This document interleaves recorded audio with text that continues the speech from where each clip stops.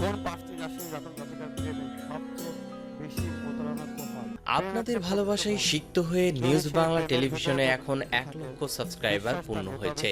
আপনি যদি এখনো সাবস্ক্রাইব না করে থাকেন তাহলে প্রথমে সাবস্ক্রাইব বাটনে ক্লিক করুন, তারপর পাশে থাকা বেল আইকনটিতে প্রেস করুন।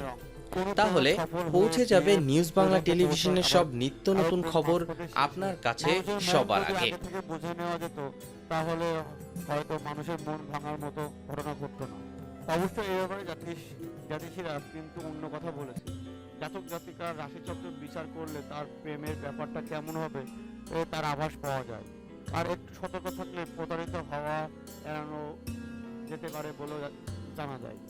আসুন দেখে নেওয়া যাক কোন পাঁচটি রাশির মানুষ প্রেমে বেশি প্রতারিত হয়।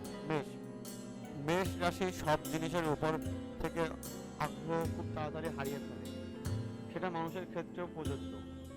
এদের মোহ খুব বেশি হওয়ায় বোধ জ্ঞান শীঘ্রই হারায়। মিথুন রাশি প্রতারণা করার ব্যাপারে সেরা। এরা জীবনের প্রায় জিনিসই একের অধিক পছন্দ করে। এদের মানসিক ও শারীরিক এই দুটো জিনিসের চাহিদা খুব বেশি, ফলে কখন যে প্রতারণার মতন অন্যায় করে ফেলে সে বুঝে উঠতে পারে না।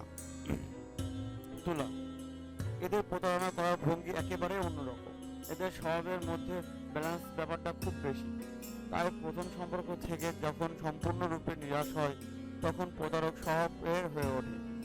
বৃশ্চিক, প্রেমের ব্যাপারটা বৃশ্চিক রাশি খুব ভালো, এতে কোনো সন্দেহ নেই। ঠিক তেমনি প্রতারণা থেকে খুব দূরে থাকে না।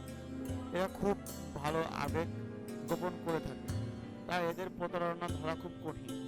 মীন, কথা বানিয়ে বলায় মীন রাশির জুড়ি নেই। একের অধিক প্রেমে লিপ্ত হওয়া এদের কাছে খুব সহজ ব্যাপার। কল্পনাপ্রবণ হওয়ার ফলে নিজের প্রেমিকার থেকে অন্যকে বেশি ভালো লাগে। ধরা পড়ার পরেও নিজেকে বদলায় না। তো বন্ধুরা, এই ছিল আজকের ভিডিওটি ভালো লাগলে লাইক করুন, কমেন্টে আপনাদের মতামত জানান, আর ফেসবুকে আপনার বন্ধুদের সাথে অবশ্যই শেয়ার করুন।